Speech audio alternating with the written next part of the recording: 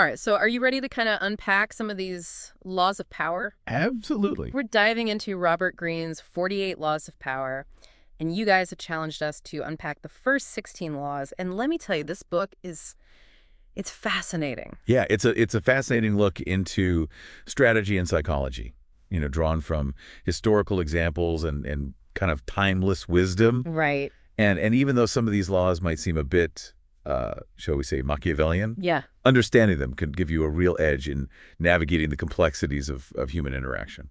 Okay, so law number one throws us a curveball right off the bat. Never outshine the master.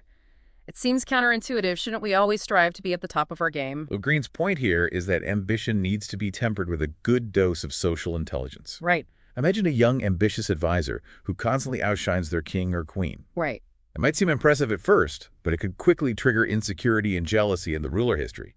It's full of examples of those who fell from grace by eclipsing their superiors. So, like the story of Anne Boleyn, right? She was initially a favorite of King Henry VIII, but her growing influence and ambition ultimately led to her downfall. Exactly. She failed to understand the delicate balance of power and ended up paying the ultimate price.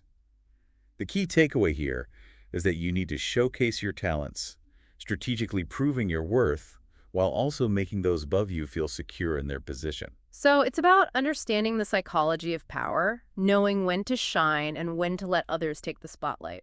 Precisely. Now let's jump to a law that often makes people a bit uncomfortable. Okay. Never put too much trust in friends. Learn how to use enemies. This one sounds a bit ruthless, doesn't it? It definitely raises an eyebrow. Are we supposed to ditch our friends and start befriending our rivals? Not quite. It's more about understanding the dynamics of different relationships. Think about it. A former enemy, once they switch sides, has more to prove. Oh. They're often more loyal and dedicated because they want to demonstrate their commitment. So like in The Godfather, when a rival family pledges allegiance to the Corleones, they become some of the most trusted allies because they have so much to gain by proving their loyalty. Exactly. That's a perfect example of how this law can play out. Friends, especially in competitive environments, can be more prone to envy and betrayal, often subconsciously. Right. Their own insecurities can get in the way. So it's not about abandoning friendships, but about being discerning about who you trust and recognizing that sometimes unexpected alliances can be the most strategic ones. Exactly. Now let's move on to a law that feels straight out of a spy thriller. Conceal your intentions. This one sounds a bit like playing poker, keeping your cards close to your chest. Yeah, it's all about strategic ambiguity, right? Creating a sense of mystery around your true objectives so your rivals can't anticipate your moves. Precisely. Greene talks about using smokescreens and decoys, basically distractions that lead people down the wrong path. Think of it as a magician misdirecting the audience's attention to pull off a grand illusion. Like in the Trojan War, right? The Greeks pretended to sail away, leaving behind a giant wooden horse as a supposed gift. But inside, it was filled with warriors leading to the fall of Troy. Exactly. It's a classic example of how concealing your intentions can be a powerful tactic, particularly in situations where there are high stakes involved. But it's important to remember that deception, if used unethically, can backfire and damage your reputation. It's a reminder that these laws need to be applied strategically and with careful consideration of the potential consequences. Okay, let's dive into law number 4, which is one of my favorites. Always say less than necessary. There's something powerful and alluring about those who speak sparingly and choose their words carefully. It creates an aura of mystery and allows others to fill in the blanks with their own interpretations. Think of iconic figures like Queen Elizabeth I, or even modern-day celebrities like Beyoncé. Their silence often speaks volumes. It's like they're controlling the narrative by not saying too much, and sometimes when you stay quiet, others reveal more about themselves because they rush to fill the silence. Exactly. You become an observer, gathering information and understanding the motives of those around you. However, it's important to find the right balance because excessive silence can lead to misunderstandings and distrust. It's about knowing when to speak up and when to let your actions do the talking. Precisely. Now shifting gears to law number 5. So much depends on reputation guard. It with your life. This one seems pretty self-explanatory, but I'm guessing there's more to it than just avoiding scandals. Right. We've all seen how quickly a tarnished reputation can destroy careers and legacies, but building a strong reputation is about more than just damage control, isn't it? Absolutely. It's about actively cultivating an image that projects the qualities you want to be known for. Think of it as a shield against attacks and a foundation for building trust and influence. If you're known for your honesty, integrity, and competence, people are more likely to believe in you, even when faced with challenges or criticism. So like Warren Buffett, whose reputation for integrity and long-term thinking has made him one of the most respected figures in the business world. It's exactly. His reputation is a key part of his success. It attracts investors and partners, and it allows him to weather market fluctuations with a sense of stability. Now, this next law seems a bit contradictory to what we just discussed. Court attention at all cost. Don't we just talk about guarding our reputation? Doesn't being in the spotlight make you more vulnerable to attacks? Right. It seems like these two laws are at odds with each other. Not necessarily. Yeah. Greene's point here is that obscurity is far more dangerous than notoriety, even if that notoriety comes from negative attention. You have to be seen and heard to gain power. Think about figures like Elon Musk or Kanye West. They often court controversy, but it keeps them in the headlines and fuels their influence. It's like the old saying, there's no such thing as bad publicity. Exactly. In today's world where attention spans are short and information overload is constant, standing out from the crowd is crucial, but of course you have to be strategic about how you manage that attention, ensure it ultimately benefits you. So it's not just about any attention, but about controlling the narrative. Okay, this next one might make some people cringe. Get others to do the work for you, but always take the credit. This one feels a bit well exploitative. It's a law that needs to be approached with caution, that's for sure. Right. But Greene's point is not about taking advantage of others. Right. It's about recognizing that effective leaders focus on their strengths and delegate tasks that others can handle just as well, if not better. So it's about building a team that allows you to focus on the bigger picture while leveraging the talents of others. Exactly. Think about Steve Jobs. He was a visionary leader, but he wasn't a tech expert. He relied on a team of brilliant engineers and designers to bring his ideas to life. And by taking credit for the collective success, he solidified his position as the driving force behind Apple's innovations. That makes sense, but it's a reminder that recognizing and rewarding those who contribute is crucial. Otherwise, you risk creating resentment and losing valuable allies. Absolutely. Now let's move on to law number 8, which sounds like a classic negotiation tactic. Make other people come to you. Use bait if necessary. I'm picturing a fisherman casting a line with a juicy worm on the hook. Right. It's about positioning yourself as the one with the power and control, making others come to you seeking something they desire. Exactly. And by offering enticing incentives, the bait, so to speak, you can draw people in and set the terms of the engagement. It's a strategy that's used in everything from business deals to romantic relationships. So like when a company offers a limited time discount or exclusive bonus to incentivize customers to make a purchase. Precisely. They're creating a sense of urgency and desirability, making people feel like they need to act now to get what they want. And by controlling the terms of the offer, the company maintains the upper hand in the transaction. It's a reminder that power dynamics are at play in even the most seemingly mundane interactions. Okay, on to law number 9, win through your actions, never through argument. This one feels very stoic and action-oriented. It's about recognizing that actions speak louder than words. Arguments often create animosity and resistance, while decisive action demonstrates competence and inspires respect. Think of it this way. A leader who consistently delivers results, even in the face of challenges, commands more authority than one who spends their time debating or making excuses. So it's like the old adage, talk is cheap. Exactly. It's about backing up your words with deeds and proving your worth through your actions. Now, this next one might sound a bit harsh. Infection. Avoid the unhappy and unlucky. Are we supposed to just ignore people who are struggling? It does sound a bit insensitive. It's not about being heartless or ignoring those in need. It's about protecting your own mental space and ensuring that you're not constantly being dragged down by negativity. Surrounding yourself with people who are chronically unhappy or focused on their misfortunes can drain your energy and cloud your judgment. So it's about being mindful of the company you keep and recognizing that negativity can be contagious. Precisely. It's about choosing to surround yourself with people who uplift and inspire you, those who bring positive energy and a solutions-oriented mindset to the table. It's not about abandoning those who are struggling, but about recognizing that you can't help others effectively if you're constantly being pulled down by their negativity. Okay, this next law feels a bit like a power play. Learn to keep people dependent on you. Is this about manipulation? It's a strategy for maintaining power, Right. but it's not necessarily about manipulating others. It's about cultivating skills and knowledge that make you indispensable. Think about those professionals who are at the top of their field. They're in demand. because they offer something unique and valuable that others can't easily replicate. So like a surgeon who specializes in a rare procedure, or a software engineer who has mastered a critical programming language. Exactly. Their expertise makes them invaluable to their patients or their companies, giving them a level of security and influence that comes from being essential. Okay, let's dive into law number 12. Use selective honesty and generosity to disarm your victim. This one sounds a bit like a mind game. It's about understanding that even the most suspicious or guarded people can be disarmed by genuine acts of kindness or honesty. A well-timed gesture of generosity or a moment of vulnerability can lower defenses and make people more receptive to your influence. So it's about building trust and rapport before making your move. Exactly. Think about a skilled negotiator. Mm. They might start by acknowledging the other party's concerns, offering a small concession, or sharing a personal anecdote to create a sense of connection. These acts of honesty and generosity can make the other person feel heard and respected, making them more likely to compromise.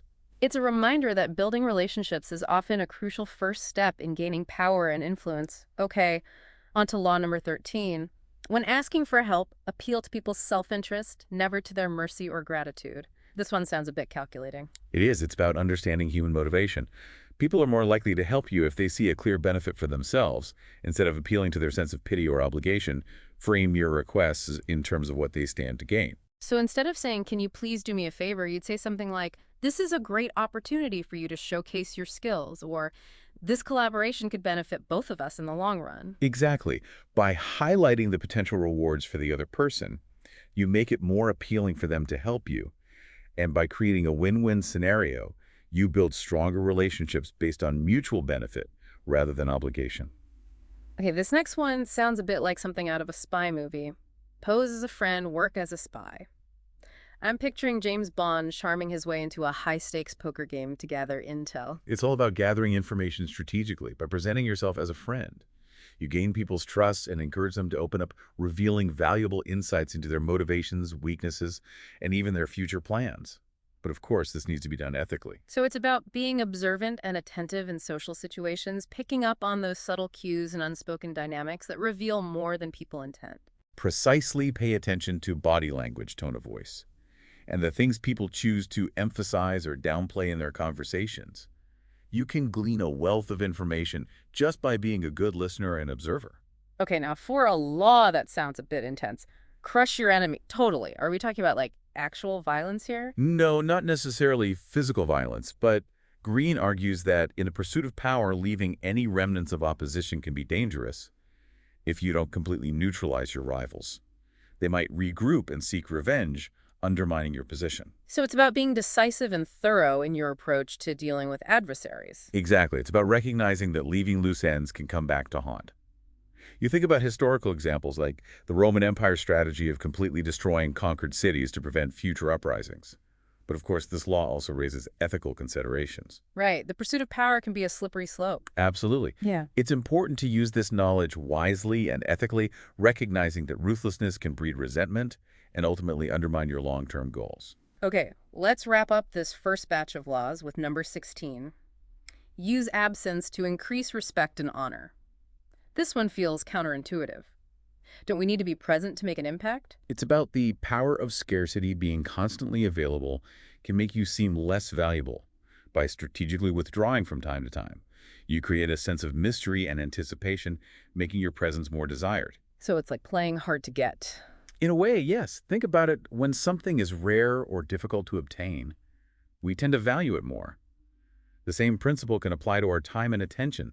By making ourselves scarce, we increase our perceived value. It makes you think about how we approach our interactions, both professionally and personally. Maybe a little strategic absence wouldn't hurt. Perhaps, but like all these laws, it's about finding the right balance and applying them with careful consideration of the context and the potential consequences. Okay, so we're back, ready to kind of like dive back into some more of these laws of power. Yeah, we're going to get into some juicy ones today, I think. Yeah. So law 17, keep others in suspended terror. Cultivate an air of unpredictability.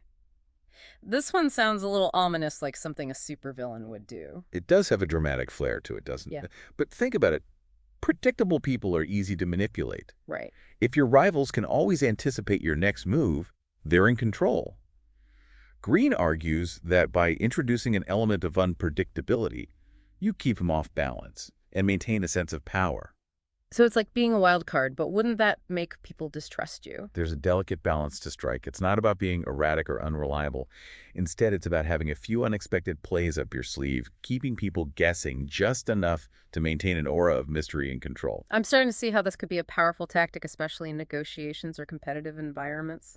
Okay, let's shift gears to Law 18. Do not build fortresses to protect yourself. Isolation is dangerous. This seems counterintuitive. Don't we often associate power with, well, building walls and creating a sense of exclusivity? It's a common misconception, but Greene argues that true power lies in connection.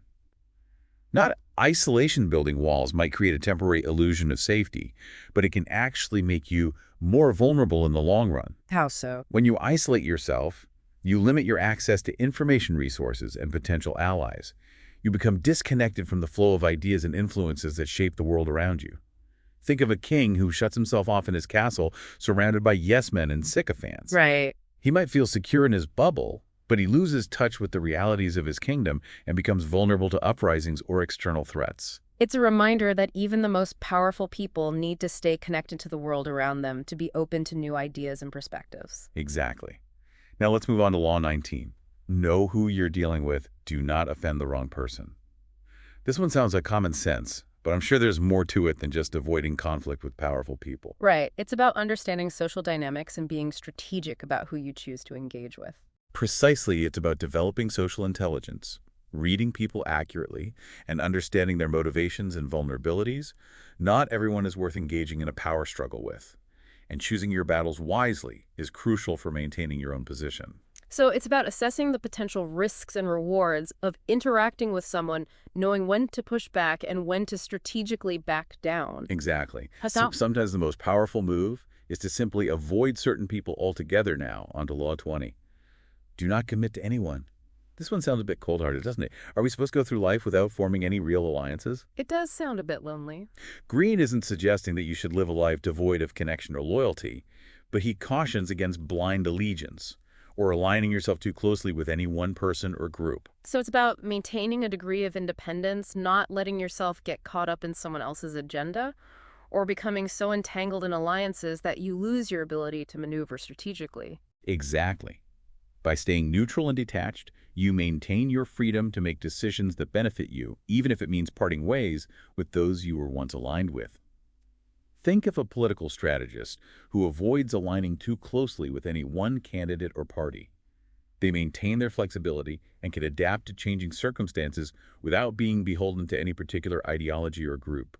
It's a reminder that sometimes maintaining your own autonomy and flexibility is the most powerful position you can hold. Precisely. Now, let's dive into a law that sounds a bit like a classic con artist move. Play a sucker to catch a sucker.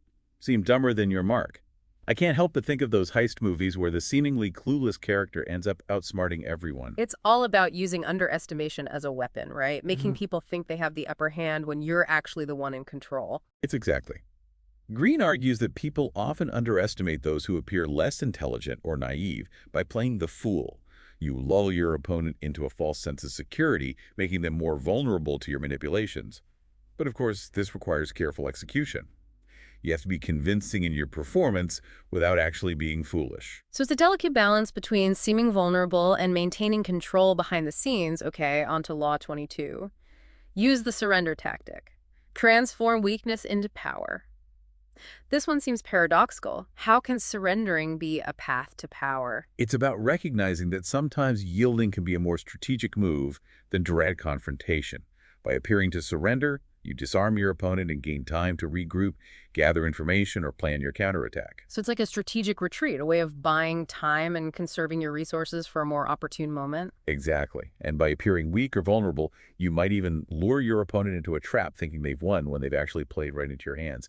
Think of the classic military tactic of feigning retreat to draw the enemy into an ambush. Okay, that makes sense. It's a reminder that sometimes the most effective path to victory is not the most obvious one. Precisely. Now let's move on to Law 23. Concentrate your forces. This one sounds like a military strategy, focusing your resources on key objectives. It's about prioritizing, right? Recognizing that you can't be everything to everyone and that spreading yourself too thin can lead to failure. Exactly. Greene argues that you should identify your key goals and direct your energy and resources towards achieving them. Don't waste time and energy on distractions or peripheral concerns. Think of a laser beam. It's powerful because it focuses all its energy on a single point. So it's about being laser focused on your objectives and eliminating distractions that might derail your progress. Precisely. Now, this next law is a bit more philosophical, work on the hearts and minds of others. This sounds like it's about persuasion and influence rather than brute force. It's about winning people over, not just overpowering them, right? Exactly. True power lies in winning the hearts and minds of others. This can be achieved through inspiration, empathy, and genuine connection. Think of leaders like Martin Luther King Jr. or Nelson Mandela. They inspired millions, not through force or coercion, but through their powerful messages of hope, equality, and justice. So it's about understanding people's values and motivations and appealing to them on an emotional level. Precisely. It's about crafting a narrative that resonates with people's deepest desires and aspirations, inspiring them to believe in something bigger than themselves. Okay, this next one feels very relevant to our modern, ever-changing world. Recreate yourself. Is this about personal reinvention, adapting to new circumstances, and evolving as an individual? Exactly. Greene argues that we are not fixed entities. We have the power to reinvent ourselves, to shed old identities and embrace new ones that serve us better. Think of a company that undergoes a major rebranding to stay relevant in its changing market. So it's about recognizing that growth and change are essential for maintaining power, that we need to adapt to new circumstances and evolve as individuals. Precisely. And by recreating ourselves, we project an image of strength and dynamism, showing others that we are not bound by the past and that we are capable of continuous growth. This one feels very empowering. Okay, let's dive into Law 26. Keep your hands clean.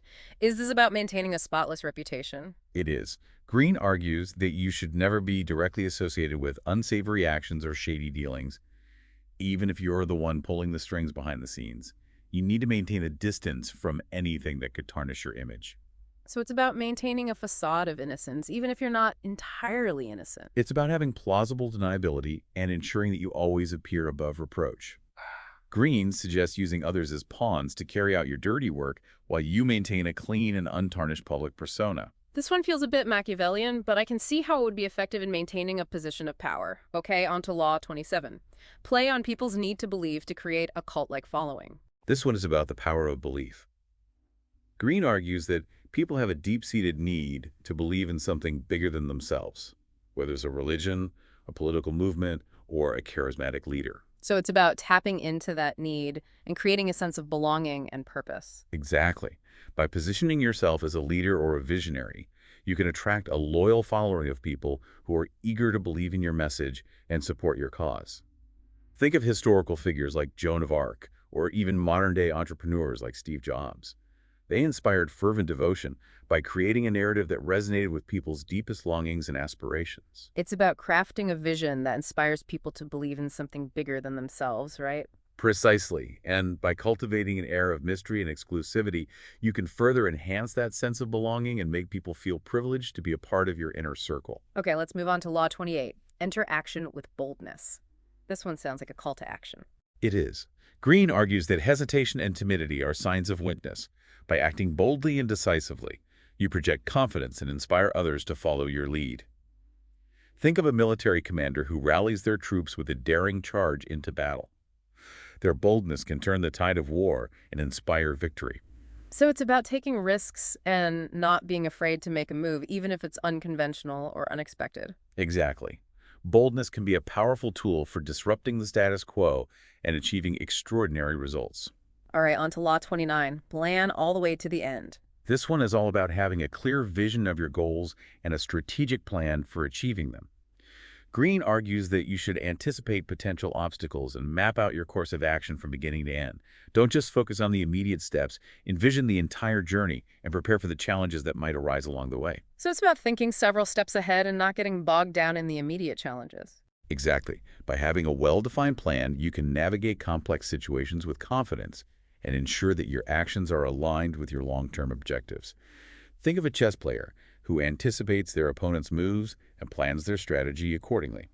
Now, Law 30. Make your accomplishments seem effortless. This one is all about presentation. Greene argues that you should never reveal the hard work and sacrifices you've made to achieve your goals. Instead, you should make it all seem effortless, as if success comes naturally to you. So it's about projecting an image of ease and mastery, making it seem like you're gliding through life without breaking a sweat. Exactly. By concealing the effort behind your accomplishments, you create an aura of mystery and power.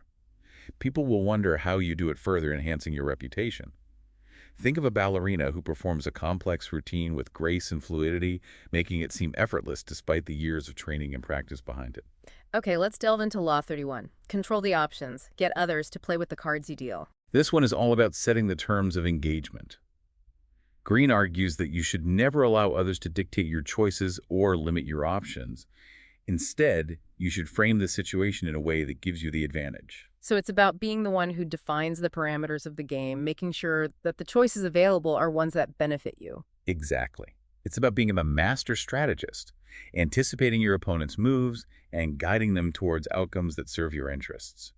Think of a skilled negotiator who subtly steers the conversation, subtly influencing the other party's perception of what's possible and desirable. This one feels a bit manipulative, but I can see how it would be effective in negotiations and other situations where power dynamics are at play.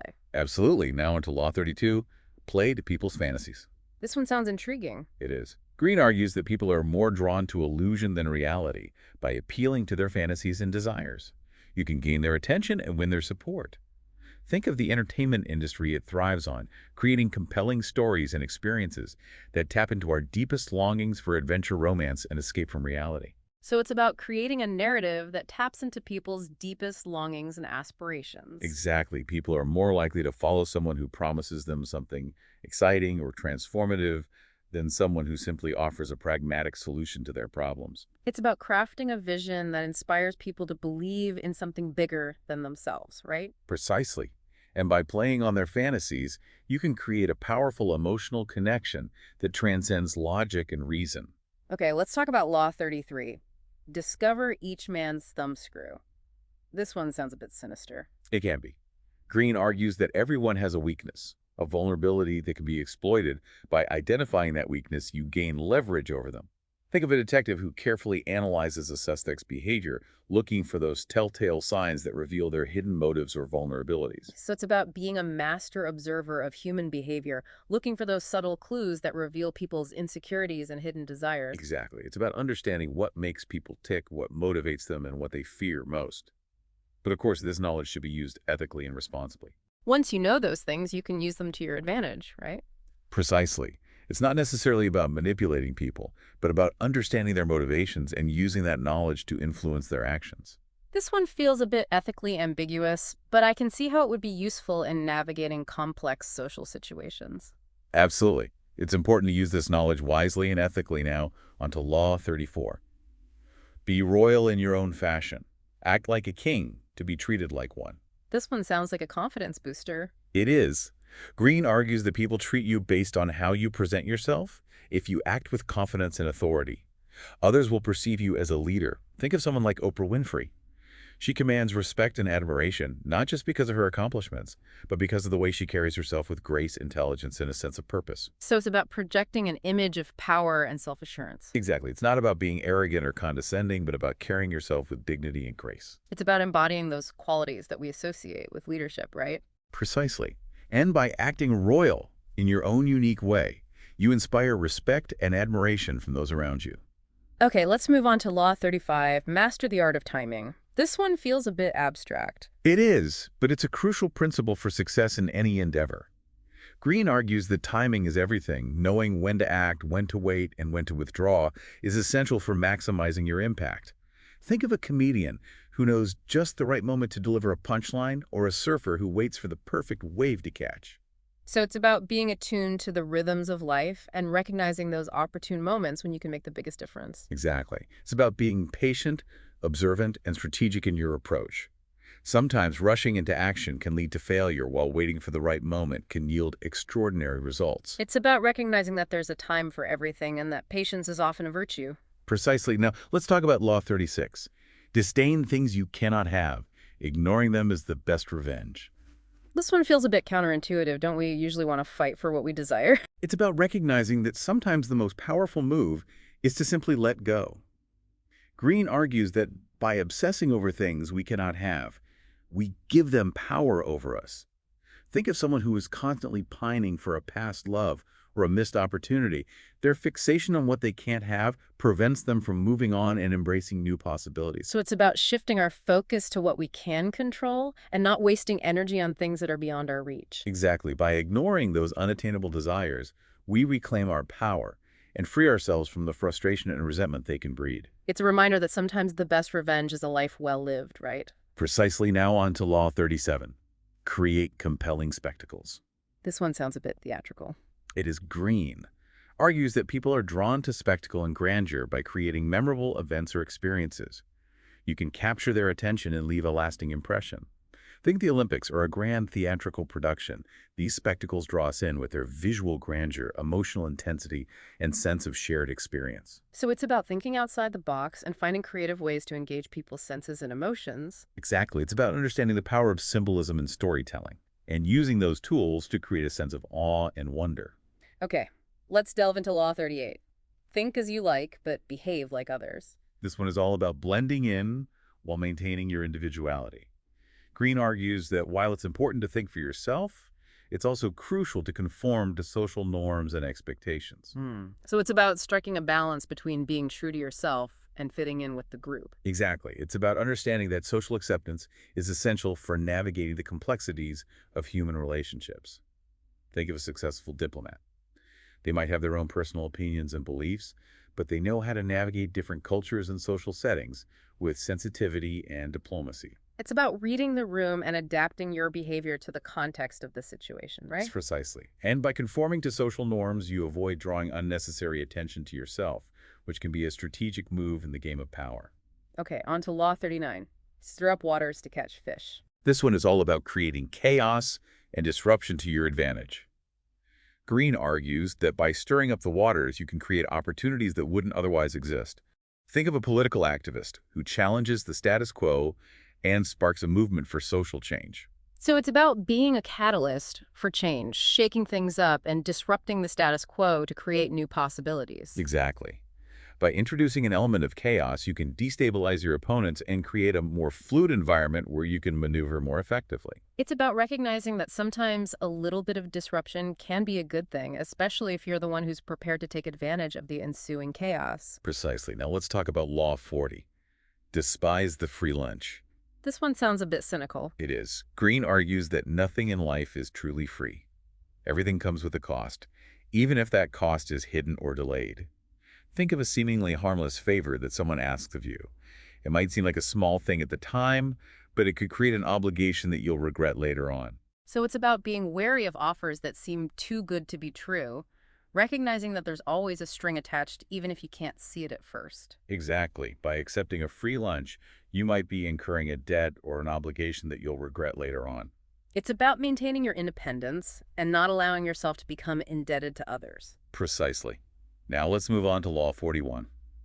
Avoid stepping into a great man's shoes. This one feels a bit daunting, especially if you're following in the footsteps of someone who's accomplished great things. It is. Greene argues that it's incredibly difficult to live up to the legacy of a great predecessor by trying to fill their shoes. You're setting yourself up for failure.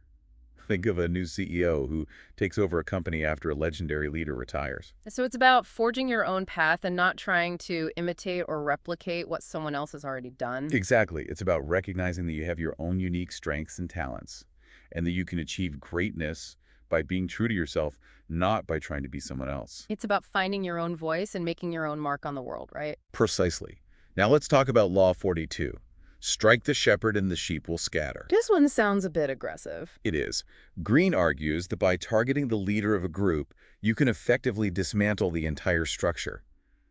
Think of a military campaign that focuses on taking out the enemy's command center, disrupting their communication and coordination. So it's about recognizing that power is often concentrated at the top and that by removing the head, you can cause the whole body to collapse. Exactly. By neutralizing the leader, you create confusion and disarray among their followers, making it easier to conquer them. It's a strategy for dismantling power structures and creating opportunities for change, right? Precisely. But it's also a cautionary tale. By striking the shepherd, you might unleash chaos and instability that could be difficult to control. Okay, let's move on to Law 43. Work on the hearts and minds of others. Wait, haven't we already discussed this one? You're right. Greene repeats this law twice in the book, emphasizing its importance in the pursuit of power. It's a reminder that true power lies in persuasion and influence, not in force or coercion. So it's worth repeating. It's about connecting with people on an emotional level and inspiring them to buy into your vision. Exactly. Now on to Law 44. Disarm and infuriate with the mirror effect. This one sounds a bit psychological. It is. Greene argues that by mirroring your opponent's behavior, you can disarm them and make them question their own actions. Think of two children arguing. One child starts mimicking the other's taunts and gestures, often leading to frustration and a breakdown in the argument. So it's about reflecting back their own tactics and strategies, making them see themselves in a new light. Exactly. By mirroring their behavior, you can expose their flaws and inconsistencies, making them appear foolish or hypocritical. It's a way of turning their own weapons against them, right? Precisely. And by doing so, you can gain the upper hand psychologically, making them more likely to back down or concede to your demands. Okay, let's talk about Law 45. Preach the need for change, but never reform too much at once. This one is all about the pace of change. Greene argues that people are naturally resistant to drastic or sudden transformations. Think of a company that tries to implement too many changes at once. It can lead to confusion resistance and ultimately failure. So it's about introducing change, gradually making incremental adjustments that people can adapt to over time. Exactly. By pacing your reforms, you minimize resistance and ensure that your changes are accepted and integrated into the existing power structure.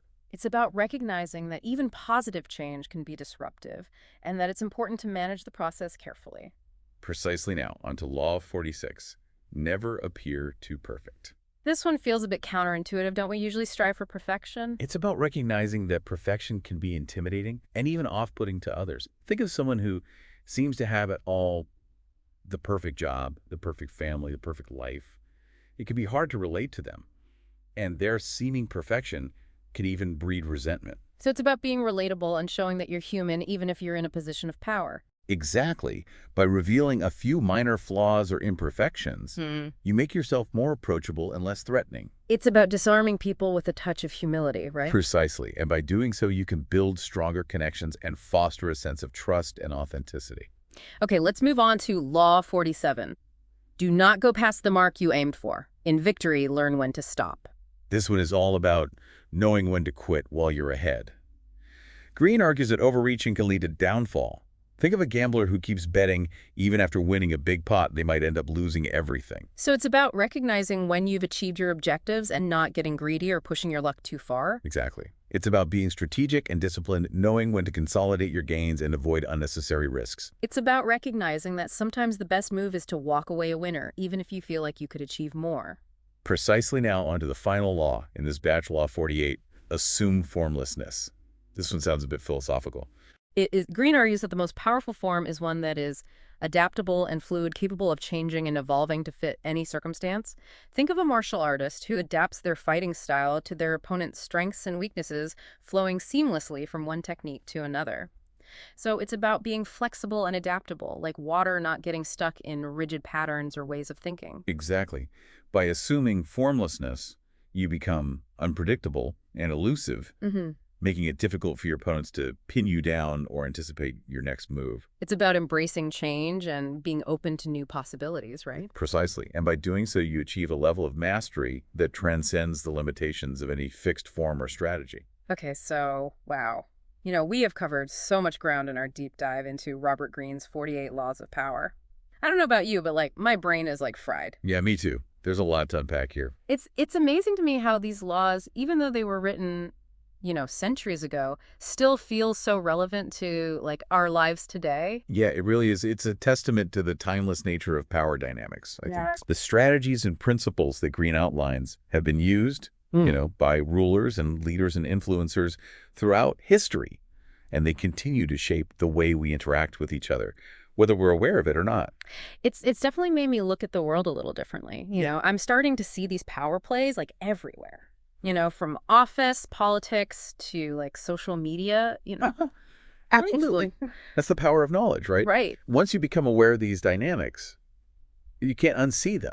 Right. And that awareness gives you a choice. You can either play the game consciously or become a pawn in someone else's game. Right, exactly. It's like having a secret decoder ring for human behavior. Uh-huh. But as we've discussed, these laws are tools. And Right. like any tool, they can be used for good or for ill, Absolutely. right? Precisely. Right. That's why it's so important to reflect on the ethical implications of these laws and to use this knowledge responsibly. Power without integrity is ultimately destructive, both for the individual and for society as a whole. Yeah, so as we kind of like wrap up this deep dive, I'm curious to hear like your final thoughts on the power dynamics that we've explored. What's the key takeaway that you'd like our listener to kind of ponder as they continue their own exploration of Greene's work? Hmm. That's a great question. Um, I think the most important thing to remember is that power is not inherently good or evil. Right. It's a force like gravity or electricity. It can be harnessed for creative and constructive purposes, or it can be misused for selfish or destructive ends. The choice is ultimately ours. And that choice is influenced by our values, our Huh. intentions, and our awareness of the dynamics at play. Absolutely. As you delve deeper into Greene's 48 Laws of Power, Hmm. consider how these laws might manifest in your own life, in your relationships, and in the larger social and political landscape. Mhm.